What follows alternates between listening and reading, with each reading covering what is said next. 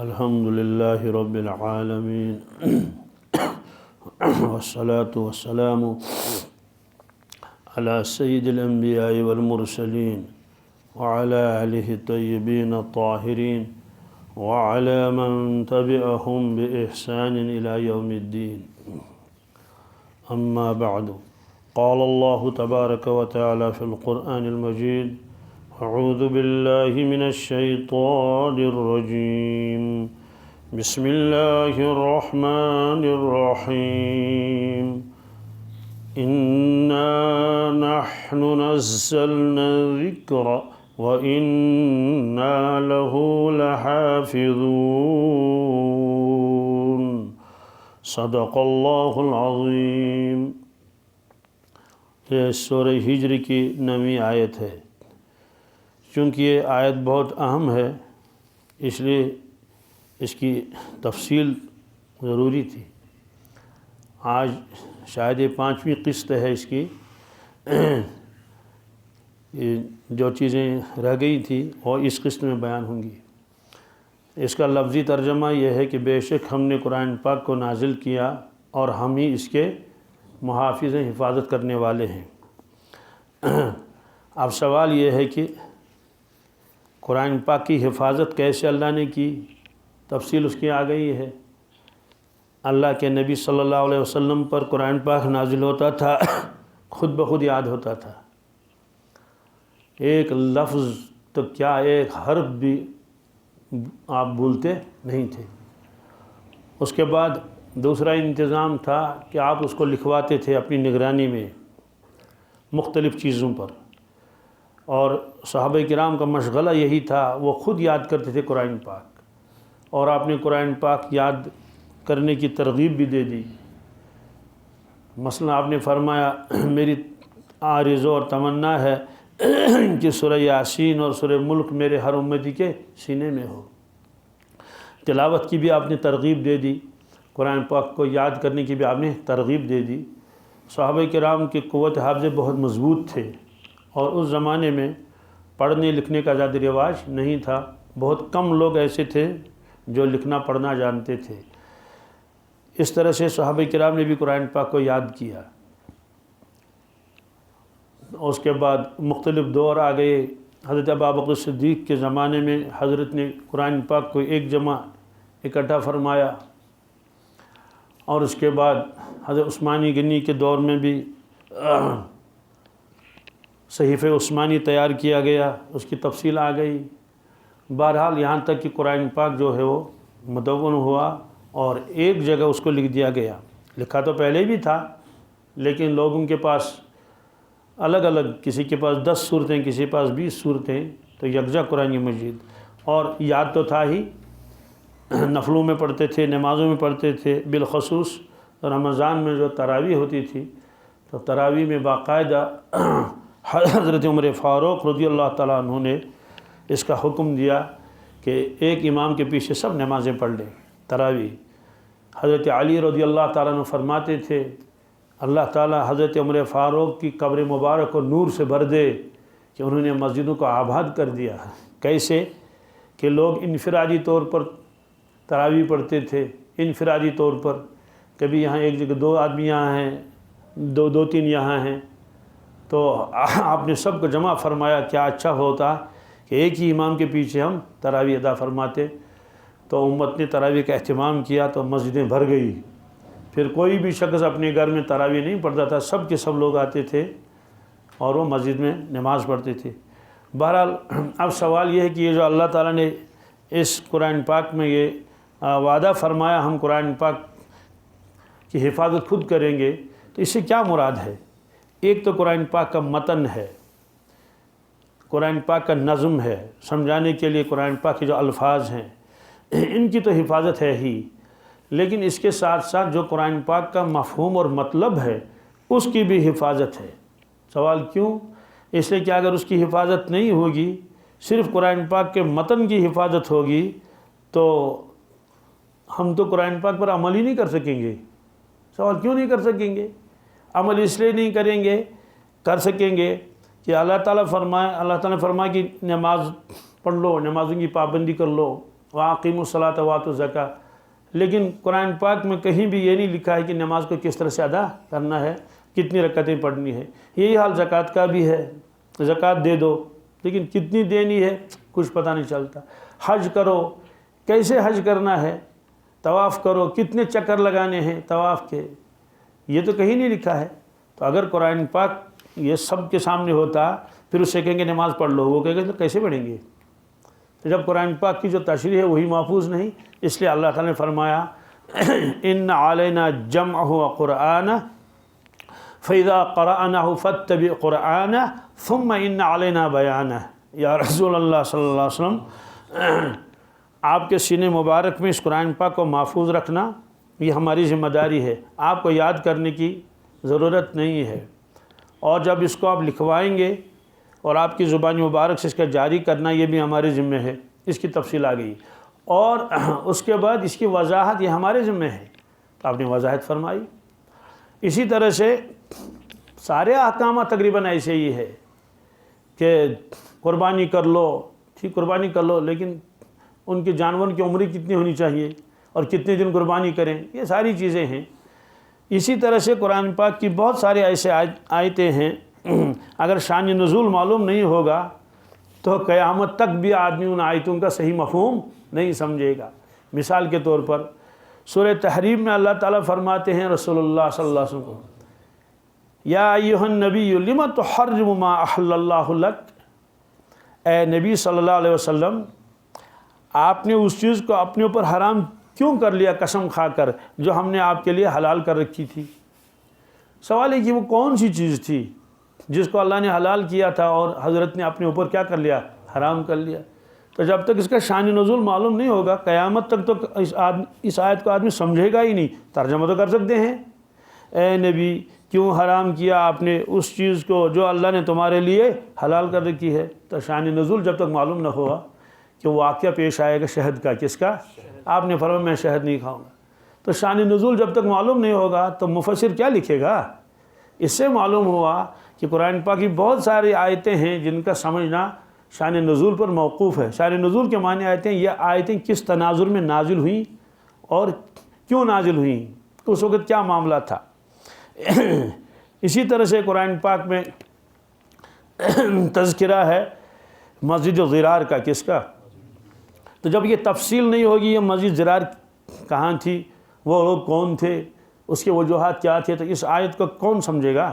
لفظی ترجمہ تو معلوم ہو جائے گا، والذین اتخذوا مسجدا ضرارا وکفرا وتفریقا بین المؤمنین وارصادا لمن حارب اللہ، اور یہ تو ہوگا، لیکن وہ مسجد ضرار کہاں تھی، کیوں بنائی، کس نے بنائی، کس کے مشورے سے وہ طے ہوا۔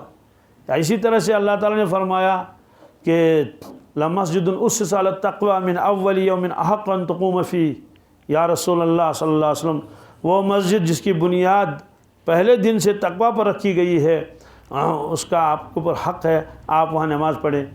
تو اگر اس میں شان نزول نہیں ہوگا تو لوگ کہیں گے یہ کون سی مسجد ہے، تو کیسے پتہ چلے گا یہ مسجد کون سی تھی؟ یا اسی طرح سے اللہ تعالیٰ فرماتے ہیں سورہ توبہ میں وَعَلَى الثَّلَاثَةِ الَّذِينَ خُلِّفُوا حَتَّى إِذَا ضَاقَتْ عَلَيْهِمُ الْأَرْضُ بِمَا رَحُبَتْ وَضَاقَتْ عَلَيْهِمْ أَنفُسُهُمْ وَظَنُّوا أَن لَّا مَلْجَأَ مِنَ اللَّهِ إِلَّا إِلَيْهِ ثُمَّ تَابَ عَلَيْهِمْ لِيَتُوبُوا إِنَّ اللَّهَ هُوَ التَّوَّابُ الرَّحِيمُ۔ اللہ تعالیٰ فرماتے ہیں کہ اللہ تعالیٰ نے توجہ فرمائی ان تین شخصوں پر، کن پر؟ جن کا معاملہ ملتوی رکھ دیا گیا تھا، التوا میں چھوڑ دیا گیا، یہاں تک کہ ان کی پریشانی اس درجے کو پہنچی کہ ان کو زمین بھی تنگ ہونے لگی، باوجود فراغت زمین بہت فراخ ہے، اور حتیٰ کہ اپنی جانیں بھی ان کو جو ہے وہ ان پر تنگی کرنے لگی۔ بہرحال پھر اللہ نے ان پر توجہ کی اور ان کی توبہ قبول ہوگی۔ سوال ہے کہ کون تین شخص تھے، اس کا واقعہ کیا تھا، تو پھر اللہ نے کیا توجہ ان پر ڈال دی، یہ ساری چیزیں تو قرآن پاک میں لکھی ہوئی تو ہے ہی نہیں، اسے اس کا پتہ چلا کہ شان نزول کیا ہے۔ شان نزول پھر وہ واقعہ سارا آئے گا کہ تبوک میں یہ تین حضرات نہیں گئے تھے، پھر وہ تین حضرات کون تھے، یہ تو نہیں لکھا یہاں۔ خلاصہ یہ ہے کہ قرآن پاک میں بہت سی آیتیں ایسی ہیں اگر آدمی اس کا ترجمہ تو کر لے گا لیکن اس کا مطلب کیا ہے یہ قیامت تک کوئی حل نہیں کرے گا۔ اس کا مطلب تو یہی ہوا کہ اللہ نے فرمایا میں اس آیت کی حفاظت کروں گا وَعَلَى الثَّلَاثَةِ الَّذِينَ خُلِّفُوا، لیکن اس کا جو یہ واقعہ پیش آیا ہے میں اس واقعہ کی بھی حفاظت کروں گا تاکہ لوگوں کو معلوم ہو جائے۔ اس طرح معلوم یہ ہوا جو اللہ تعالیٰ نے فرمایا میں قرآن پاک کی حفاظت کروں گا، صرف قرآن پاک کا نظم اور آیت ہی مراد نہیں ہے، بلکہ اس کا جو مفہوم ہے اور جو اس کا مطلب ہے اس کی بھی اللہ تعالیٰ نے ذمہ داری لے لی، حفاظت کی۔ تو سوال یہ ہے کہ قرآن پاک جو ہے اس کا مطلب کہاں لکھا ہے؟ تو سب سے پہلا جو ہے اس کی وضاحت خود کی ہے اللہ کے نبی صلی اللہ علیہ وسلم نے۔ یہ تو طے ہے کیونکہ آپ ہی تو آیتوں کی صحیح تشریح بتاتے تھے صحابہ کرام کو۔ اب آپ فرماتے تھے صرف قرآن پاک لکھو، حدیثیں لکھنے کی اجازت ہی نہیں تھی، حدیثیں لکھنے کی آپ منع فرماتے تھے۔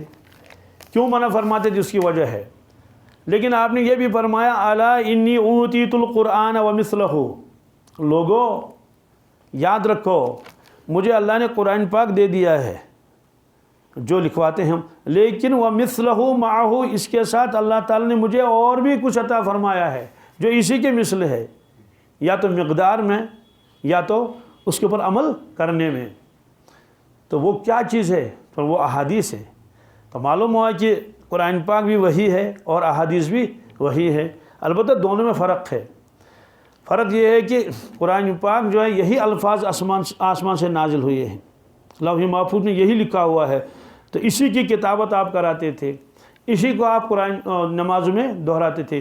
اس کے علاوہ جو دوسری وحی ہے جسے وحی غیر مطلوب کہتے ہیں، جس کی تلاوت نہیں کی جاتی ہے، اس کا مفہوم تو اللہ تعالیٰ کا ہوتا تھا، لیکن وہ الفاظ خود اللہ کے نبی صلی اللہ علیہ وسلم کے ہوتے تھے۔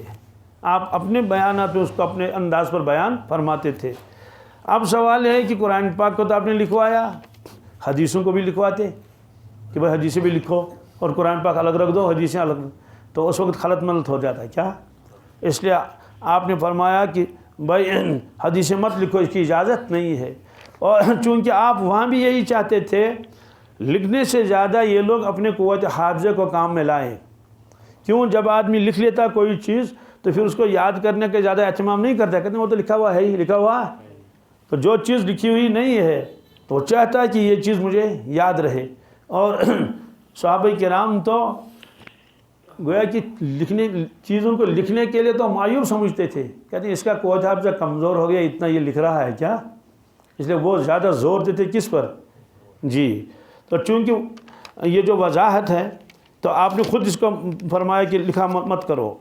اور ایک موقع پر آپ نے فرمایا کہ من کتب عنی غیر القرآن فلیمح، جس شخص نے اپنے اعتبار سے میری احادیث کو لکھا ہے قرآن پاک کے علاوہ، وہ اس کو مٹا دے، وہ اس کو۔ تو آپ نے خود فرمایا کہ حدیثیں مت لکھو۔ سوال ہے کیوں؟ اس کی وجہ یہی تھی کہ کہیں ایسا نہ ہو کہ ایک صحابی قرآن پاک بھی لکھ رہا ہے، اس کے ساتھ ساتھ حدیثیں بھی لکھ رہا ہے، اب خلط ملط ہو جائے گا تو بعد میں کون بتائے گا یہ ٹکڑا حدیث کا ہے اور یہ ٹکڑا قرآن پاک ہے؟ آپ نے پابندی لگا دی صرف قرآن پاک لکھ دو، حدیثوں کو کیا کریں گے؟ تو اس کی ترغیب دے دی کہ آپ اس کو یاد کر لو، کیا کر لو؟ یاد کر لو۔ اور اس کی تاکید آپ نے کی، چنانچہ آپ نے فرمایا جو لوگ میری مجلس میں حاضر ہوں وہ غیر حاضروں کو میری حدیث پہنچائے، کیا؟ الا فلیبلغ الشاہد الغائب، لوگوں جو یہاں حاضر ہیں وہ ہماری ارشادات دوسروں تک پہنچائیں۔ وہاں صرف قرآن پاک کی مراد، وہ تو لکھتے تھے، لوگ یاد بھی کرتے تھے۔ اور حضرت انس فرماتے ہیں رضی اللہ تعالیٰ عنہ، جب اللہ کے نبی صلی اللہ علیہ وسلم بیان فرماتے تھے، مجلس ختم ہو گئی تو بعض لوگ وہیں بیٹھے رہتے تھے۔ سوال وہاں بیٹھے تھے کیا کرتے تھے؟ کہتے ہیں جو واعظ فرمایا رسول اللہ صلی اللہ علیہ وسلم نے تو صحابہ کرام آپس میں اس کا مذاکرہ کرتے تھے اور کوشش کرتے تھے وہی الفاظ یاد رہیں، وہی الفاظ۔ تو حضرت عمر فاروق رضی اللہ تعالیٰ عنہ، انہوں نے ایک انصاری کے ساتھ باری مقرر کر لی تھی، جن سے فرمایا تھا دیکھو جس دن آپ کو کام ہو اور اس دن میں حاضر رہوں گا، اور جس دن مجھے کام ہو اس دن آپ حاضر رہیں گے، تاکہ آپ جو ہے وہ جو میں سنوں گا تو آپ کو بتا دوں گا، جو آپ سنیں گے وہ مجھے بتا دیں گے۔ ظاہر سی بات ہے وہاں قرآن پاک مراد نہیں تھا، وہ حضور صلی اللہ علیہ وسلم کی ارشادات مراد تھے۔ بلکہ مکہ شریف کے دور میں بھی حضرت نے ایسا ہی کیا تھا، گھر کا کام بھی کرتے تھے۔ حضرت عمر فاروق رضی اللہ تعالیٰ عنہ کے پاس بکریاں اور بھیڑ بہت تھے، حضرت خود بھی تشریف لے جاتے تھے بھیڑ بکریوں کے ساتھ۔ تو ایک اور وہاں صحابی تھے، تو ان سے فرمایا کہ ہم دونوں آ رہے ہیں یہاں، تو کیوں نہ ایسا کریں، آپ کے بھیڑ بکریوں کی نگرانی میں کر لوں اور آپ حضور کی خدمت میں رہیں۔ کیا رہیں؟ حضور کی خدمت میں رہیں، اور پھر اگلے دن میں جاؤں گا، آپ یہاں رہیں۔ مقصود تو یہی تھا جو ارشادات آپ فرما رہے ہیں مجلسوں میں وہ مجھ تک بھی پہنچیں۔ تو اس طرح سے آپ نے گویا کہ ترغیب دے دی قرآن و حدیثوں کو یاد کرنے کی، لیکن لکھنے کی نہیں۔ حضرت ابو ہریرہ رضی اللہ تعالیٰ عنہ کا واقعہ مشہور ہے، مدینہ طیبہ کا واقعہ ہے۔ انہوں نے کہا حضرت میں آپ کے ارشادات سنتا ہوں لیکن میں بھول جاتا ہوں، شکایت کی اپنے قوت حافظے کی کمزور ہونے کی۔ اس کا مطلب نہیں کہ ہم جیسا حافظہ تھا، نہیں، اپنے اعتبار سے۔ تو آپ نے فرمایا ٹھیک ہے اپنی چادر پھیلاؤ۔ تو آپ نے اپنی چادر اتاری، اس کو اپنے سامنے ایسے پھیلایا جیسے ہم دسترخوان پھیلاتے ہیں۔ تو اس کے بعد حضرت ابو ہریرہ فرماتے ہیں کہ آپ نے ایسے دونوں دست مبارک ملائے تو کوئی ایسی چیز آپ نے اس پر ڈال دی جو نظروں میں نہیں آتی تھی، یعنی کوئی غیر محسوس چیز ایسے اٹھا کے اس کے اوپر رکھ دیا۔ یہ واقعہ بخاری شریف میں ہے۔ تو فرماتے ہیں کہ اس کے بعد آپ نے فرمایا اس کو سمیٹ لو چادر کو۔ تو میں نے چادر مبارک کو سمیٹ لیا، تو میں نے کہا حضرت اس کو کیا کرنا ہے؟ فرمایا اپنے سینے مبارک کے ساتھ لگا لو۔ تو فرماتے ہیں کہ واللہ ما نسیت بعدہ شیئا، قسم اللہ کی اس کے بعد میں بھولا ہی نہیں کبھی کچھ، جو سنتا تھا وہ یاد رہتا تھا، جو سنتا تھا وہ یاد رہتا تھا۔ تو اب سوال یہ ہے کہ اس طرح سے آپ نے دعا بھی دے دی، لکھنے کی نہیں، یاد کرنی۔ کیا فرمایا؟ نظر اللہ عمران سمع منا حدیثا فحفظہ، اللہ تبارک تعالیٰ اس شخص کو تر و تازہ رکھے، خوش و خرم رکھے جو ہم سے کوئی حدیث سنی پھر اس کو یاد کرے۔ کیا؟ تو پھر ایک روایت میں فرمایا کہ نظر اللہ عمران سمع منا شیئا، جس نے مجھ سے ایک ٹکڑا بھی سنا، ایک تھوڑی سی کوئی بات سن لی تو فبلغہ کما سمع، پھر جیسا سنا تھا ویسا ہی دوسروں تک پہنچایا، دوسروں تک پہنچایا۔ تو اس اللہ تعالیٰ اس کو تر و تازہ رکھے، خوش و خرم رکھے۔ تو یہ گویا کہ آپ دعا دے رہے ہیں کن کو؟ جنہوں نے میرا کلام سنا پھر اس کو یاد رکھا اور دوسروں تک پہنچایا۔ گویا کہ آپ خود ترغیب دیتے تھے کہ حدیثوں کو یاد کرو، حدیثوں کو یاد کرو۔ اور تو چنانچہ حضرت عبداللہ ابن عباس بھی فرماتے تھے اپنے شاگردوں کو تذاکروا ھذا الحدیث لا ينفلت منکم، حدیثوں کا تذکرہ کرو، کیا کرو؟ مذاکرہ کرو، کہیں بھول نہ جائیں۔ حضرت عبداللہ ابن مسعود فرماتے تھے تذاکروا ھذا الحدیث فإن حیاتہ مذاکرتہ، فرمایا دیکھو حدیثوں کا مذاکرہ کیا کرو، اس لیے کہ حدیثوں کا مذاکرہ حدیثوں کو زندہ رکھنا ہے، ورنہ بھول جائیں گے۔ تو حضرت ابو سعید خدری بھی فرماتے تھے، وہ بھی حدیثوں کے لکھنے کے سخت مخالف تھے، حضور نے خود فرمایا تھا لکھو مت۔ تو پھر فرماتے تھے کہ جس نے ہم سے حدیث سن کر اس کو حفظ کیا جیسے ہم نے حفظ کیا، لوگوں تم بھی ایسے حفظ کر لو، کن کو؟ حدیثوں کو۔ حضرت علی فرماتے تھے تزاوروا واکثروا ذکر الحدیث فانکم ان لم تفعلوا یندرس الحدیث۔ تو حضرت علی فرماتے تھے لوگوں آپس میں جو تم ملو جلو تو حدیثوں کا تذکرہ کرو۔ کس کا؟ اس لیے کہ اگر تم نے ایسا کام نہیں کیا تو احادیث تو ختم ہو جائیں گے۔ تو بہرحال آپ نے یہ فرمایا کہ حدیثوں کو لکھو مت۔ تو حضرت ابوبکر صدیق رضی اللہ تعالیٰ عنہ انہوں نے اپنے اعتبار سے تقریباً 500 حدیثیں لکھی تھیں۔ کتنی؟ جب حضور نے فرمایا کہ جو کچھ تم نے لکھا اس کو مٹا دو، تو حضرت نے ان سب کاغذات کو جس پر بھی لکھا تھا اس کو جلا دیا، اس کو جلا دیا۔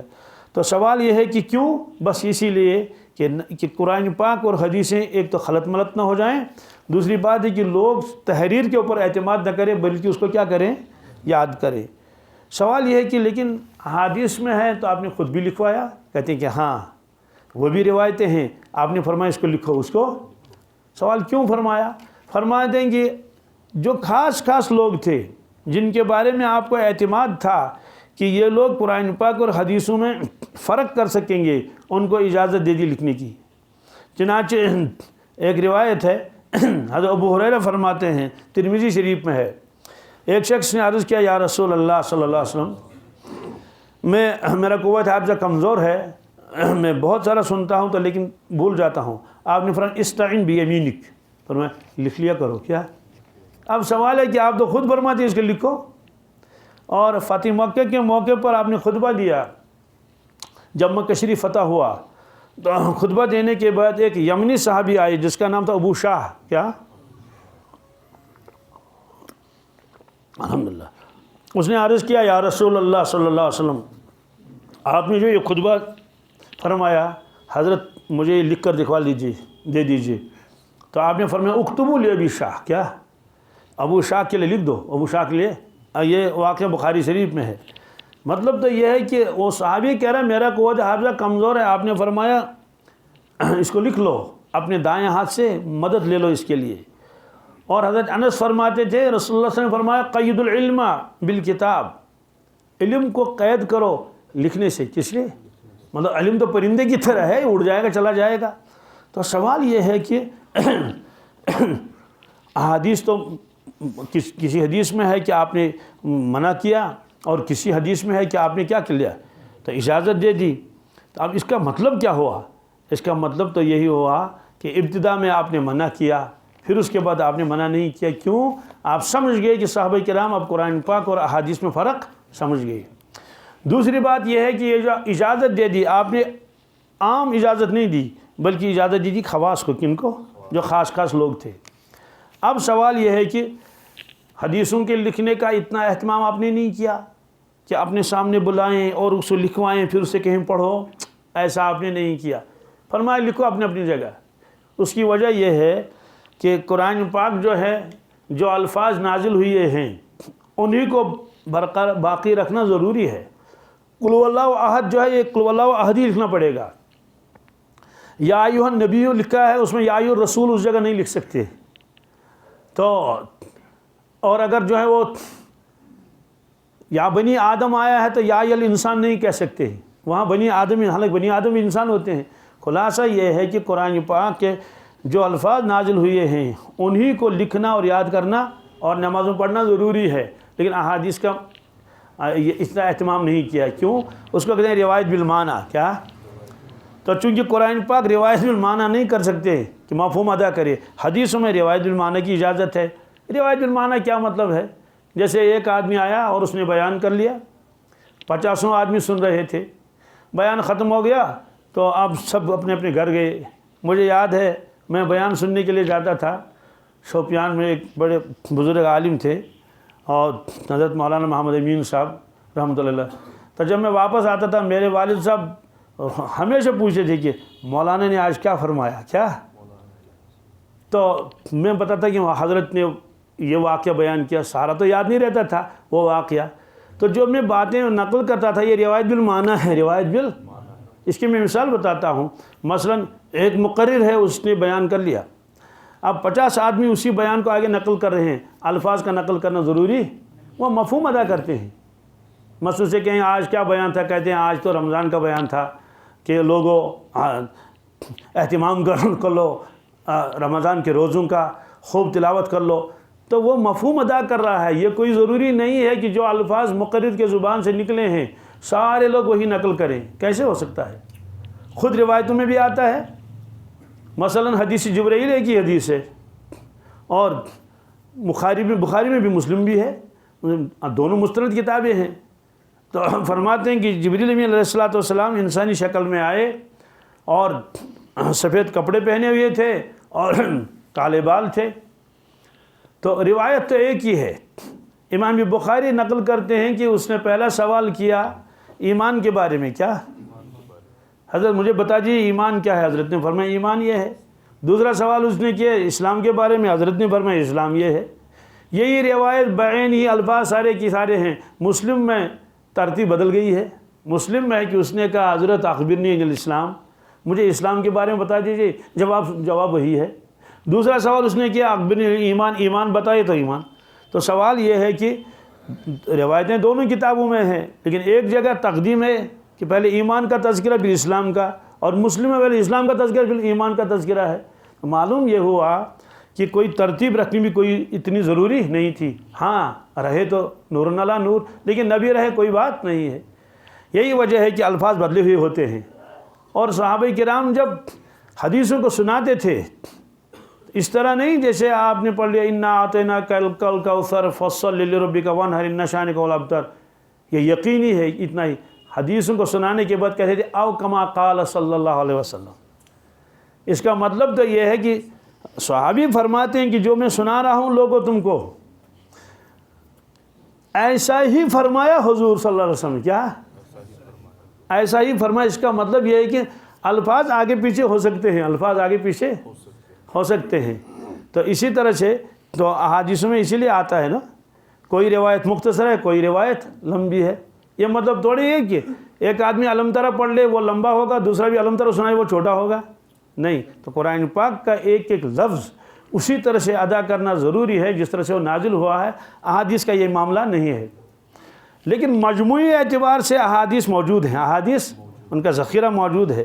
کیونکہ آپ نے پہلے منع کیا تھا حدیث مت لکھو، لیکن اس کے بعد آپ نے کیا فرمایا کہ احادیث لکھ لیا کرو. تو صحابہ کرام اپنے اپنے اعتبار سے پھر احادیث لکھتے تھے. اور ایک واقعہ بھی ہے حضرت عبداللہ ابن عمرو بن العاص رضی اللہ تعالیٰ عنہ کا.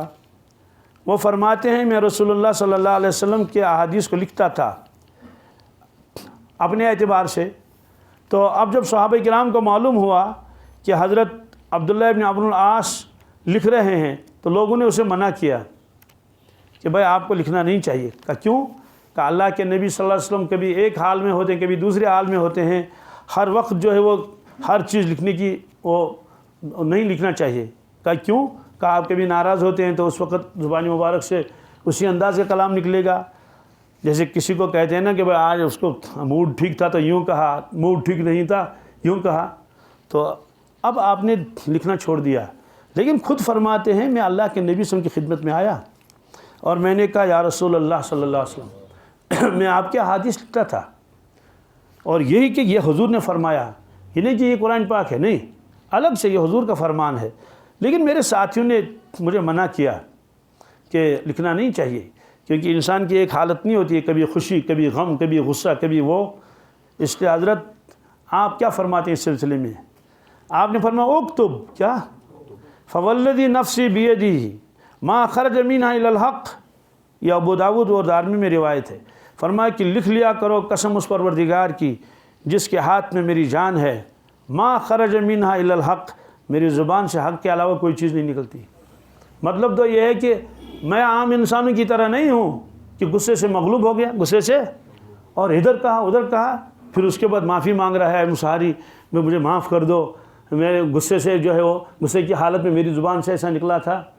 بعض وقت تو امام صاحب کو غصہ آتا تو خطرناک تقریر کر لیتا ہے نا، کرتا نہیں کرتا، بعد میں کہتا ہے مجھے ایسا نہیں کرنا چاہیے. آپ نے فرمایا یہاں وہ معاملہ نہیں ہے. میں کسی بھی حالت میں ہوں، کسی بھی جو بھی بات کر لوں، چاہے کسی پر ناراض ہوں، غصہ ہو، کچھ ہو، غمی ہو، خوشی ہو، ہر وقت جب بھی نکلے گا تو حق نکلے گا میری زبان سے. نعوذ باللہ من ذالک کوئی غلط کلام میری زبان سے کبھی نکلے گا ہی نہیں. اور شارحین لکھتے ہیں اللہ کے نبی صلی اللہ علیہ وسلم کی حفاظت کی جو ذمہ داری اللہ نے لی ہے اس میں آپ صلی اللہ علیہ وسلم کے زبان مبارک کی ذمہ داری اللہ نے لی ہے. کس نے؟ کیا مطلب ہے؟ ان کی زبان مبارک کا ذمہ دار میں ہوں. کیا؟ ان کی زبان مبارک کا ذمہ دار میں ہوں. انہیں ضمانت اللہ لے رہے ہیں. لوگوں کے بارے میں تو یہ نہیں ہے، لوگوں کے بارے میں کہ بہت سارے لوگ جو ہے زبان کی وجہ سے دوزخ میں چلے جائیں گے، جل رہے ہیں وہیں. کیوں؟ کہتے تو تمہاری زبان کی کھیتی ہے، زبان کی. لیکن آپ صلی اللہ علیہ وسلم کے بارے میں فرمایا وما ينطق عن الهوى ان هو الا وحی یوحى. حضرت رسول اللہ صلی اللہ علیہ وسلم جو بولتے ہیں یہ اپنی خواہشات کے اس پر بل پر نہیں بولتے ہیں، بلکہ یہ اللہ کی جانب سے کیا ہوتی ہے؟ وحی ہوتی ہے. اسی لیے اگر آپ نے کسی وقت مذاق کیا تو فقہاء کرام نے اس سے بھی مسائل نکالے. کیا جی ایسے ہنسی مذاق میں کچھ بتا دیا تو فقہاء کرام نے اس سے بھی کیا نکالے؟ مسائل نکالے. تو بہرحال حضرت عبداللہ بن عمرو بن العاص جو ہیں اس کے بعد پھر انہیں لکھنا شروع کر دیا. تو معلوم یہ ہوا کہ خود اللہ کے نبی صلی اللہ علیہ وسلم کے زمانے میں بھی احادیث لکھنے کا عام رواج تو نہیں تھا، لیکن خاص لوگ اس کو لکھتے تھے. حضرت عبداللہ بن عمرو کا بیان ہے ابو داؤد میں، ترمذی میں بھی ہے کہ رسول اللہ صلی اللہ علیہ وسلم نے اپنے آخری زمانے میں عاملوں کے پاس احکامات بھیجے. تو اس میں لکھا تھا کہ فلاں کی زکوٰۃ ایسی ہے، اور اونٹوں کی زکوٰۃ یہ ہے، اور بھیڑوں کی زکوٰۃ. تو ظاہر یہ بھی تو حدیث ہے، تو لکھ کر بھیجا. کیا تو وہ بھی حدیثیں تھیں خود. تو جانوروں کے متعلق، زکوٰۃ کے متعلق حدیثیں ہیں، وہ آپ نے لکھ کر بھیجی تھی.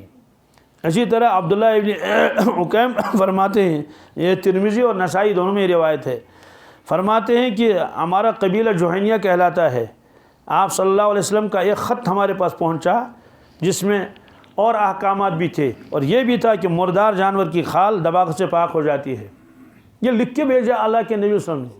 صرف یہ نہیں فرمایا کہ ان کو یہ بتانا، نہیں، تاکہ ان کے پاس یہ محفوظ رہے یہ روایت.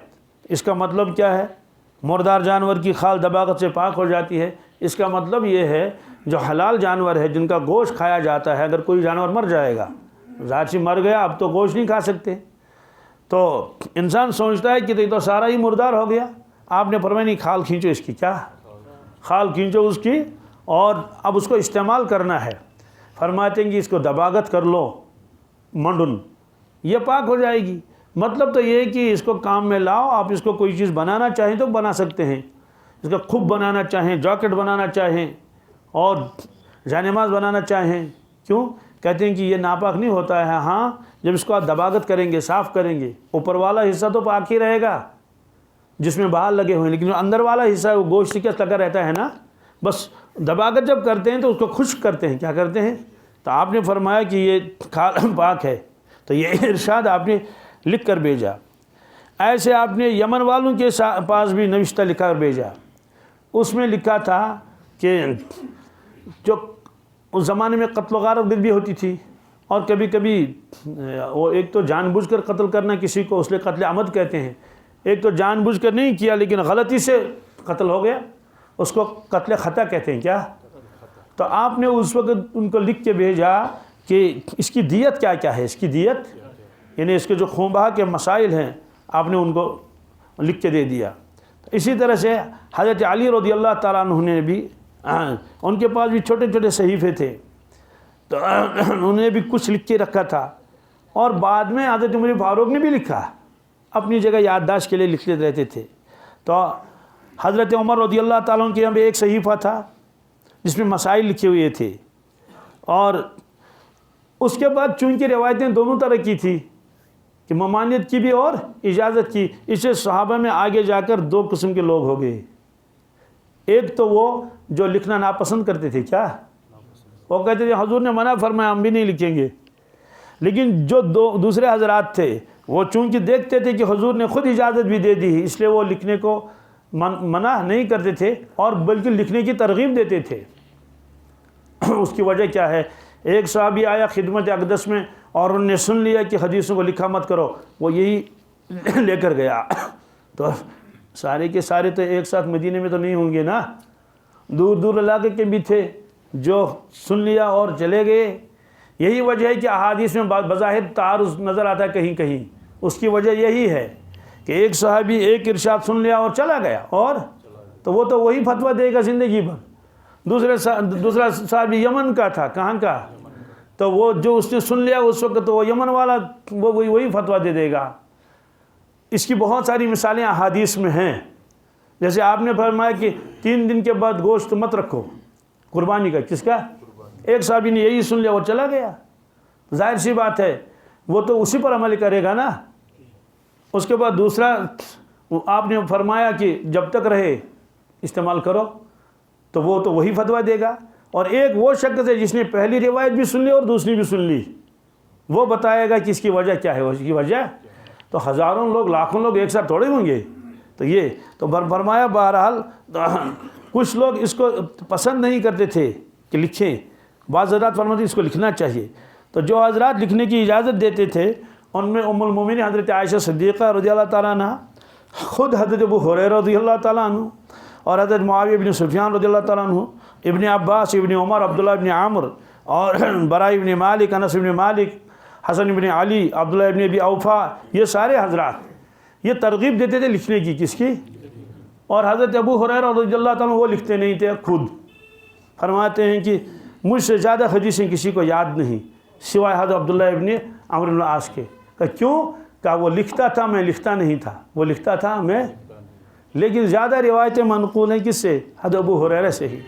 تو عشاء کے بعد آپ بیٹھتے تھے اور آپ جو حدیثیں سنتے تھے اس کا آپ دور کرتے تھے، جیسے ہم قرآن پاک کی تلاوت کرتے ہیں نا، ہم عشاء کے بعد بیٹھے سورہ ملک پڑھیں گے، سورہ یاسین پڑھ لیں گے اور الف لام میم سجدہ پڑھیں گے، تو حضرت ابو ہریرہ رضی اللہ تعالیٰ عنہ یہ بیٹھتے تھے عشاء کے بعد اور جتنے انہیں روایتیں سنی تھی اس کا یہ ریویژن کرتے تھے۔ کیا کرتے تھے؟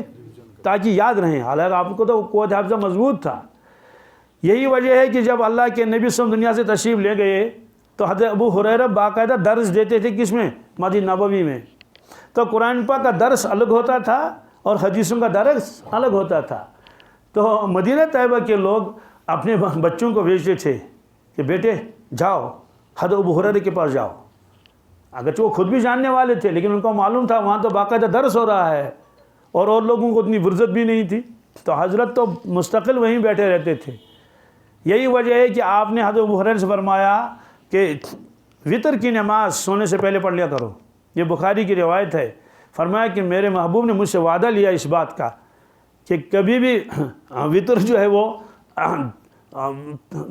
وطر پڑھ کے سونا، کیا جی پہلے وطر پڑھ لو اس کے بعد سو جاؤ۔ وجہ حضرت کو معلوم تھا کہ ابو ہریرہ تو دیر گئے رات تک تو دہراتا رہتا ہے، ہو سکتا ہے کسی وقت یہ تہجد میں نہ اٹھ پائے، فجر کا وقت ہو جائے تو وطر قضا ہو جائے گی۔ وطر اس میں بڑی کوتاہیاں ہوتی ہیں۔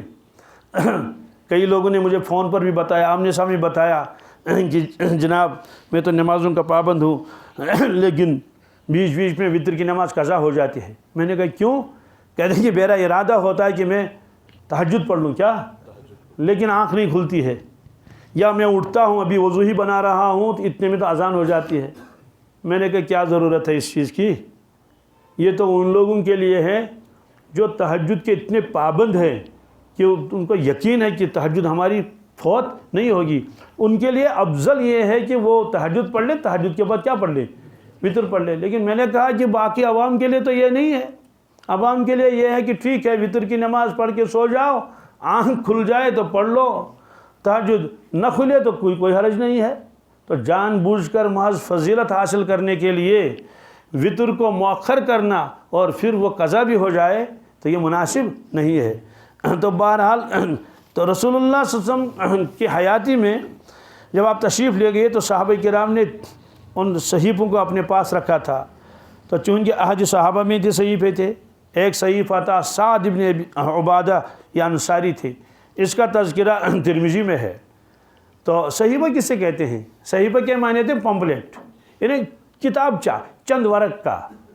اسی طرح سے حضرت عبداللہ ابن ابی اوفا کا جو ہے صحیفہ تھا، اس کا ذکر بخاری شریف میں ہے۔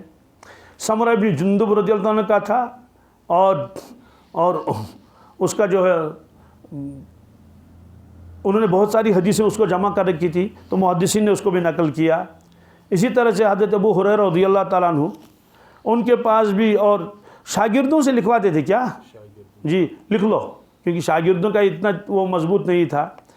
تو فرماتے ہیں کہ انہی میں سے حضرت ابو ہریرہ کا ہی ایک بعد میں ایک رسالہ ملا، اس کا نام ہے الصحیفۃ الصحیحہ، کیا جی، اور اس کو جو ہے وہ الگ سے پھر حمام بن منبہ ایک تھے صنعاء کے رہنے والے، انہیں روایت کیا۔ پھر یہاں حیدرآباد کے ایک بہت بڑے شخص گزرے ہیں ڈاکٹر حمید اللہ صاحب حیدرآبادی رحمۃ اللہ علیہ، تو انہوں نے اس کو ڈھونڈ ڈانٹ کے نکالا اور اس کو شائع کر دیا، اور کس کو؟ الصحیفۃ الصحیحہ کو۔ تو بہرحال وہ پورے کا پورا مسند امام احمد میں موجود ہے۔ معلوم یہ ہوا کہ بعد میں جو یہ محدثین آ گئے حدیث نقل کر لی، جیسے امام مالک کے زمانے موطا امام مالک ہے، اور حضرت امام ابو حنیفہ رحمۃ اللہ نے مسند امام ابو میں لکھ دی، یا بعد میں جو امام بخاری اور مسلم ترمذی وغیرہ آئے تو بعض مرتبہ انہوں نے انہیں رسائل کو اٹھایا، کیا جی وہ جو چھوٹے چھوٹے صحیفے تھے تو سند کے ساتھ باقاعدہ اس کو نقل کر لیا۔ اسی طرح سے ابو موسیٰ اشعری رضی اللہ تعالیٰ عنہ کا بھی وہ صحیفہ ہے، یہ ایک مکتب میں ہے، وہ ترکی میں ہے، کس میں جی اس کا مخطوطہ وہاں محفوظ ہے۔ اسی طرح سے جابر بن عبداللہ انصاری رضی اللہ تعالیٰ عنہ کا صحیفہ ہے، اس میں زیادہ حج کے مسائل ہیں اور یہ مسلم شریف میں موجود ہے۔ ایسے ایک صحیفہ صادقہ صحیفہ جی یہ حضرت عبداللہ بن عمرو بن العاص کا ہے، اور امام احمد رحمۃ اللہ نے اس کو نقل کر لیا ہے۔ خلاصہ یہ ہے کہ احادیث جو ہیں یہ شرح ہے کس کی؟ قرآن مجید کی، اور جس طرح سے اللہ تعالیٰ نے قرآن پاک کی حفاظت کی، اسی طرح سے مجموعی احادیث کی حفاظت کی۔ البتہ الفاظ کا بعین ہی وہی ہونا کوئی ضروری نہیں ہے، روایت بالمعنی بھی کر سکتے ہیں۔ البتہ صحابہ کرام کوشش کرتے تھے کہ روایت بالمعنی نہ ہو بلکہ کیا ہو، روایت بالالفاظ بھی ہوں۔ یہی وجہ ہے کہ جب آدمی حدیث پڑھتا ہے تو اس میں تو ایک تو یہ ہے کہ عجیب چاشنی ہے اس میں، اور اس کا انداز بھی الگ ہے، کیا ہے؟ تو معلوم یہ ہوا کہ صحابہ کرام نے یہ کوشش کی ہے کہ انہی الفاظ کو نقل کریں، کیا؟ مثلا حدیث میں ہے کلمتان حبیبتان الی الرحمن خفیفتان علی اللسان ثقیلتان فی المیزان سبحان اللہ بحمدہ سبحان اللہ العظیم۔ تو الفاظ بتا رہے ہیں یہ حضوری کا کلام ہے، کیا؟ یعنی سند کو الگ کر کے، کیا؟ یہ بخاری کی آخری روایت ہے، یعنی سند کو اگر نہ دیکھیں آدمی کا دل خود قبول کر لیتا ہے کہ یہ حدیث ہونی چاہیے۔ محدثین نے بہت سارے حدیثوں کے بارے میں بتایا، کہا کہ اس کا مضمون زیادہ مضبوط نہیں لگ رہا ہے، کیا؟ یعنی کسی حدیث کے بارے میں کہا کیوں؟ کہا لگتا ہے کہ وہ اس میں فصاحت و بلاغت نہیں ہے، اور اللہ کے نبی صلی اللہ علیہ وسلم کے کلام میں فصاحت و بلاغت ہے۔ آپ نے خود فرمایا کہ انا افصح العرب، میں پورے عرب میں سب سے زیادہ فصیح بلیغ ہوں۔ اس لیے بعض حضرات صرف الفاظ کو سنتے ہی اندازہ لگاتے تھے یہ حدیث ہے یا نہیں، صرف الفاظ، سند کو الگ چھوڑ کے۔ مثلا عبداللہ بن سلام کی روایت ہے، بخاری میں بھی ہے، ایک ٹکڑا اس میں کم ہے، اور ترمذی نے بھی اس کو نقل کیا ہے۔ یا ایھا الناس افشوا السلام واطعموا الطعام وصلوا الارحام وصلوا باللیل والناس نیام تدخلوا الجنۃ بسلام۔ تو عبداللہ ابن سلام فرماتے ہیں کہ میں حیران ہو گیا جب میں نے یہ الفاظ سنے خود اپنے کانوں سے۔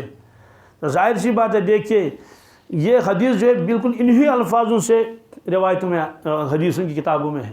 معلوم یہ ہوا کہ اکثر احادیث بالکل انہی الفاظ میں ہے جو الفاظ آپ کی زبان مبارک سے نکلے تھے۔ بعد میں تو سبحان اللہ کیا کیا محنتیں کی ہے محدثین نے، تو لیکن اس زمانے میں صرف لکھتے تھے، اس کو تقسیم نہیں کرتے تھے کہ یہ حدیث کس درجے کی ہے۔ یہ تو تیسری صدی میں ہوا، کس میں کہ ہم اس کو چھان پھٹک کر لیں۔ اس کی ضرورت اس وقت اس لیے پیش آئی کہ یہود نے نقلی بہت ساری حدیثیں گھڑی موضوع، حدیث کو موضوع کہتے ہیں، ان کو بھی لگا دیا حدیث میں۔ تو محدثین نے کہا کہ نہیں، ہم اس کو دیکھیں گے، اگر آپ نے یہ روایت سنی ہے ہم کہیں گے سند پیش کر لو، آپ نے کس سے یہ حدیث سنی ہے، اس نے کس سے سنی ہے، اسے کس نے، تو بغیر سند کے وہ کلام قبول ہی نہیں کرتے تھے۔ اور پھر جو عارفین آئے سبحان اللہ، انہوں نے نور باطن سے بھی معلوم کر لیا یہ حدیث ہے یا نہیں، کیا؟ ہاں، ان میں بہت اونچے درجے کے ہیں۔ وہ واقعہ میں نے بھی سنا بھی لیا ہے کہ حضرت شیخ عبدالعزیز دباغ رحمۃ اللہ علیہ، تو ان کے سامنے جب کوئی قرآن پاک پڑھتا تھا حضرت فرماتے تھے یہ قرآن ہے، کیا ہے؟ جب کوئی حدیث پڑھتا تھا حضرت فرماتے تھے یہ حدیث ہے، کیا؟ تو اس کے شاگرد نے علامہ احمد ابن مبارک سلجماسی نے عرض کیا حضرت آپ پڑھے ہوئے ہیں نہیں، پڑھے ہوئے بہت ناظرہ پڑھا ہے بڑا مشکل سے، بس آپ پہچانتے کیسے ہیں؟ تو آپ نے فرمایا کہ میں ایسے نہیں پہچانتا، مجھے کہاں معلوم ہے کہ یہ حدیث پڑھ رہا ہے یا قرآن پاک پڑھ رہا ہے۔ کہا میں نور سے پہچانتا ہوں کہ جب آدمی تلاوت کرتا ہے کسی بھی صورت کی تلاوت کرے، کوئی بھی شخص کرے تو اس کے منہ سے نور نکلتا ہے الفاظ کے ساتھ. یعنی کوئی بھی شخص پڑھ لے مثلا یاسین والقرآن الحکیم تو ان الفاظ کے ساتھ نور نکلتا ہے. اور ایسی جب کوئی حدیث سناتا ہے اس میں بھی انوارات ہوتے ہیں، اس میں بھی. اور اگر کوئی شخص کوئی عربی کا جملہ پڑھ لیا کسی نے تو فرماتے ہیں میں دیکھتا ہوں کہ اس میں نور ہے ہی نہیں، یا نہ اس میں نور اللہ ہے، اللہ کا نور، نہ اس میں نور محمد ہے، نہ اس میں. اس لیے ان حضرات نے اس اعتبار سے بھی احادیث کو پرکھا. علامہ احمد بن مبارک سلجماسی فرماتے ہیں محدثین نے جس حدیث کو موضوع لکھا تھا، موضوع کے معنی آتے ہیں وہ گھڑی ہوئی ہے، تو میں نے شیخ کے سامنے ان حدیثوں کو پیش کیا. حضرت نے سر سے ایسے کیا، کہا یہ حدیث نہیں. کیا کیوں کہ یہ انوارات سے خالی ہے، انوارات سے. تو اس طرح سے گویا کہ وہ دوسری صدی میں، پہلی صدی میں بھی یہ ہوا، دوسری صدی میں پھر اس کے اندر اور زیادہ اضافہ ہوا. اس کے بعد جب دوسری صدی کے تقریباً اواخر میں تو حضرت عمر بن عبدالعزیز رحمۃ اللہ تعالیٰ تشریف لائے، تو انہوں نے باقاعدہ حکم دیا اپنے گورنروں کو، کیونکہ وہ اس وقت امیر المومنین تھے. تو دوسری صدی کے تقریباً اواخر میں تو آپ نے فرمایا کہ انظر ما کان من حدیث رسول اللہ صلی اللہ علیہ وسلم فاکتبہ. تو آپ نے گورنر ابو بکر بن حزم کو لکھا، یہ مدینہ میں گورنر تھے، فرمایا کہ حدیثوں کو جمع کر لو، اور دیکھو کہاں کہاں ملے حضور صلی اللہ علیہ وسلم کی حدیث، اس کو لکھو. یعنی جتنی حدیثیں مل جائیں ان کو لکھنا شروع کر لو. فإنی خفت دروس العلم ذهاب العلماء، پر مجھے ڈر ہے علماء کرام گزر رہے ہیں، کیا کر رہے ہیں، اور ایسا نہ ہو کہ علم حدیث انہی کے ساتھ ختم ہو جائے. تو بہرحال انہوں نے اس کو وہ کیا، اہتمام کیا اس کا. چنانچہ ان کے پاس بھی صحیفے مل گئے. خواتین نے بھی اپنے اعتبار سے لکھے تھے. حضرت عائشہ صدیقہ رضی اللہ تعالیٰ عنہ کی ایک شاگردہ تھی، شاگردہ خاص، اس کا حضرت عمرہ ابن عبد الرحمن. اور اسی طرح سے ان کا اپنا بھتیجا، اس کا قاسم، حضرت قاسم بن محمد، یہ بھتیجے تھے. تو فرمایا کہ انہوں نے ان حدیث کو لکھوایا تھا، تو لکھ کر جو ہے حضرت عائشہ صدیقہ دوسروں کے پاس ان حدیثوں کو بھیج دیتی تھی. تو بہرحال اس طرح سے کتابیں بھی لکھ دی گئیں. چنانچہ پہلی صدی ختم ہو گئی تھی، دوسری صدی کے شروع میں امام ابو حنیفہ رحمۃ اللہ، محمد بن شہاب زہری. امام ابو حنیفہ رحمۃ اللہ چونکہ یہ پہلی صدی میں ہی پیدا ہوئی ہیں، کس میں؟ جی سن 80 ہجری میں. کس میں؟ تو اس کے بعد 20 سال ہو گئے. 20 سال کے بعد اب پھر حیات رہے. دوسری صدی جب شروع ہوئی تو حضرت نے اس میں مسند امام ابو حنیفہ رحمۃ اللہ لکھ دیا. اب سوال ہے کہ زیادہ حدیثیں کیوں نہیں لکھ دی؟ اس کی وجہ یہی ہے کہ لکھنے کا زیادہ وہ رواج نہیں تھا، زیادہ پڑھنے پڑھانے کا تھا. کیا پڑھاتے تھے؟ تو یہی وجہ ہے کہ امام صاحب نے اپنے دست مبارک سے زیادہ کتابیں نہیں لکھی، لیکن کتابیں لکھی ان کی شاگردوں نے، کیونکہ شاگردوں کا تو دور دوسرا تھا. تو آپ پڑھاتے تھے، وہ لکھتے تھے. چنانچہ امام محمد رحمۃ اللہ نے کتنی کتابیں لکھ دی، شعر صغیر، شعر کبیر، جامع صغیر، جامع کبیر، کیسانیات، ہارونیات، زیادیات، اللہ اتنی کتابیں، اور لکھتے تھے. امام ابو یوسف نے بھی کتابیں لکھ دی. اس میں احادیث جو سنتے تھے اپنے استاد سے ان کو نقل کرتے تھے. تو لہذا یہ کہنا جہالت ہے امام ابو حنیفہ نے کون سی کتاب لکھ دی. اللہ کے بندو، اگر یہی کہا جائے گا تو یہ بھی ہو سکتا ہے نا حضرت عمر فاروق نے کون سی کتاب لکھ دی. تو نعوذ باللہ من ذالک، اس کا مطلب یہ ہے کہ ان کو حدیث معلوم نہیں تھی، بلکہ حضرت ابو ہریرہ رضی اللہ تعالیٰ عنہ کی کوئی مستقل کتاب نہیں ہے. روایتیں تو اس نے بہت نقل کر لی، یہ تو سب زبانی ہے نا. تو بہرحال اور خود حضرت نے کتاب لکھ دی مسند امام ابو حنیفہ رحمۃ اللہ، ملتی ہے بازار میں، ملتی ہے باقاعدہ. اور لیکن زیادہ یہی تھا کہ شاگرد لکھتے تھے. پھر انہوں نے اس کو ترتیب بھی دے دیا، فقہی مسائل لکھ دیے. تو یہی وجہ یہ ہے کہ جو ان کے دو بڑے شاگرد ہیں امام ابو یوسف اور امام محمد رحمۃ اللہ، ایک یہودی آیا امام محمد سے ملنے کے لیے، ملاقات کر لی اور دیکھا کہ کتب خانہ کیا حضرت کا اپنا لکھا ہوا ہے. کوئی کتاب 20 جلدوں میں ہے، کوئی 30 جلدوں میں ہے. کتابوں کو دیکھ کر کہنے لگے اللہ، یہ تو چھوٹے محمد کا حال ہے. کس کا؟ تو بڑے محمد کا حال کیا ہوگا؟ یہ چھوٹے محمد سے مراد امام محمد رحمۃ اللہ، بڑے محمد سے مراد حضرت رسول اللہ صلی اللہ علیہ وسلم. اتنا متاثر ہوا ہے کہ چھوٹے محمد کا یہ عالم ہے تو بڑے محمد کا حال کیا ہوگا. تو بہرحال تو اس زمانے میں بھی ان حضرات نے اس کو ترتیب دیا۔ اس کے بعد سبحان اللہ اور کتنے لوگ آئے، عبداللہ ابن مبارک آئے، اور حسین بن بشیر آئے، عبداللہ ابن ابی وہب آئے، سفیان ابن عیینہ آئے، وکی ابن جرہ آئے، سعید ابن منصور آئے جنہوں نے سنن لکھی ہے۔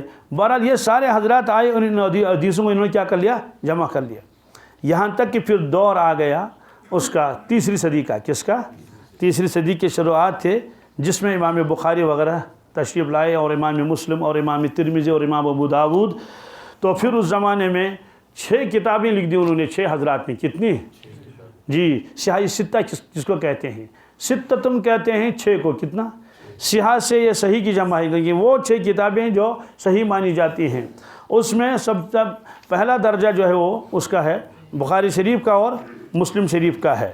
اسی طرح سے ابو داود ہے، اور ترمذی ہے، اور ابن ماجہ ہے، اور موطا ہے۔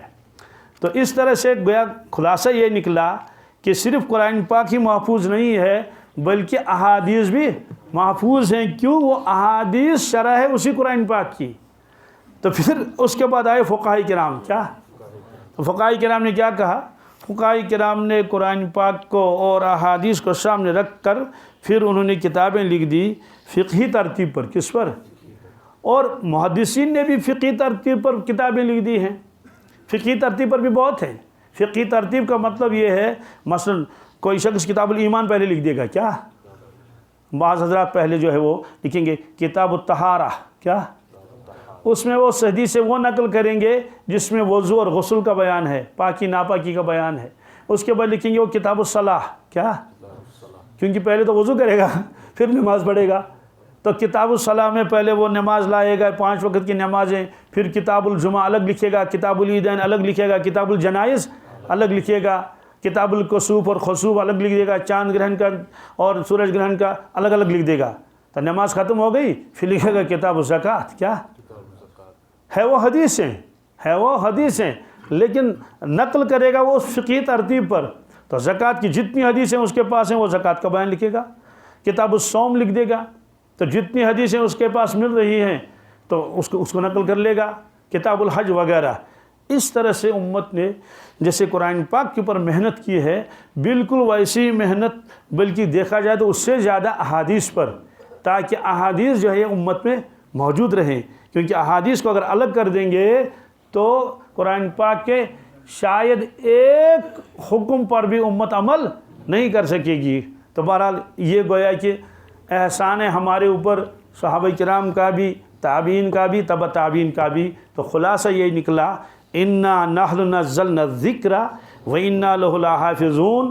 اگر یہ جو بظاہر صرف قرآن مجید کے بارے میں ہے، لیکن حقیقتاً قرآن پاک کا جو متن ہے، جو اس کا نظم ہے، یعنی الفاظ، ان کے ساتھ ساتھ جو اس کی تشریحات ہیں، کیا اس تشریحات کی ذمہ داری بھی اللہ نے اپنے وہ لے لی ہے۔ لیکن دونوں میں فرق ہے کہ قرآن پاک کے وہی الفاظ موجود رہنے چاہیے، اور احادیث کے الفاظ اگر بدل بھی جائیں، اوپر نیچے کچھ ہو جائے تو لیکن مفہوم وہی رہے، کیا مفہوم وہی رہے، تو اس سے کوئی خرابی لازم نہیں آئے گی۔ تو خلاصہ ہے کہ الحمدللہ امت کے پاس قرآن پاک بھی بالکل اپنی اصل شکل میں موجود ہے، اور احادیث بھی۔ آج تو یہ مسئلہ ہی نہیں ہے احادیث کا۔ کیوں؟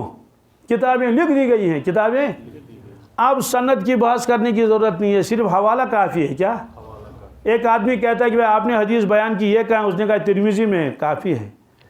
ایک آدمی نے حدیث بیان کی، کہاں لکھا؟ کہ ابو داود میں، کس میں ہے؟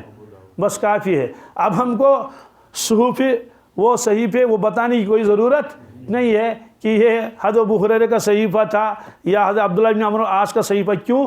جتنے بھی وہ صحیفے تھے الگ الگ وہ سب ان کتابوں میں آ گئے۔ اب اس کے بعد ایک اور کمال کر دیا، وہ تو ہے مفتی تقی صاحب عثمانی دامت برکاتہم، وہ سارے احادیث کو ایک جگہ اکٹھا کر رہا ہے۔ کیا کر رہا ہے؟ جی وہ چل رہا ہے وہ کام، اور اس کی کئی جلدیں مارکیٹ میں آ چکی ہیں، لیکن ابھی وہ کام پورا نہیں ہوا۔ بس وہ کتاب سامنے رہے گی تو تمام جتنی بھی احادیث کی کتابیں، یہ تو 6 مشہور ہیں، اس کا مطلب اتنا ہی نہیں، اور بھی احادیث کی کتابیں ہیں، تو ایک جگہ سارا ذخیرہ مل جائے گا۔ کس کا؟ حدیث کا۔ اور آج تو سہولت بھی ہے، آپ بٹن دبا لیں تو ایک ہی باب کے متعلق جتنی حدیثیں تمام کتابوں میں آئی ہیں وہ ایک ساتھ آ جائیں گی، وہ ایک ساتھ مطلب تو یہ ہوا کہ کسی بھی باب کو آپ اٹھا لیں گے، ایک اتنا بڑا خزانہ آدمی کے سامنے ہے، گویا کہ اب اس کو اندر کوئی کمی نہیں ہے۔ اللہ تبارک تعالیٰ قرآن پاک کی بھی حفاظت کرے، احادیث کی بھی حفاظت کرے۔ پھر اس کے بعد دور آئے گا فقہاء کرام کا، کیونکہ مسائل جو بنتے ہیں اس کا اصل ماخذ تو قرآن پاک اور حدیث مبارک ہیں۔ سنن رسول اکرم صلی اللہ علیہ وسلم تیسرے درجے پر آتا ہے اجماع، کیا اجماع امت، وہ بھی ایک حجت ہے۔ اس کے بعد آتا ہے قیاس شرعی، چونکہ اس کی بحث یہاں کرنی نہیں ہے، صرف مقصود یہ تھا کہ یہ جو انا نحن نزلنا ذکر ہے وَإِنَّا لَهُ لَحَافِظُونَ، اس کی ذرا تشریح سامنے آ جائے، اللہ تعالیٰ نے کس طرح سے قرآن پاک کی حفاظت کی ہے۔ اللہ تعالیٰ اور بھی اس کی حفاظت فرما لے۔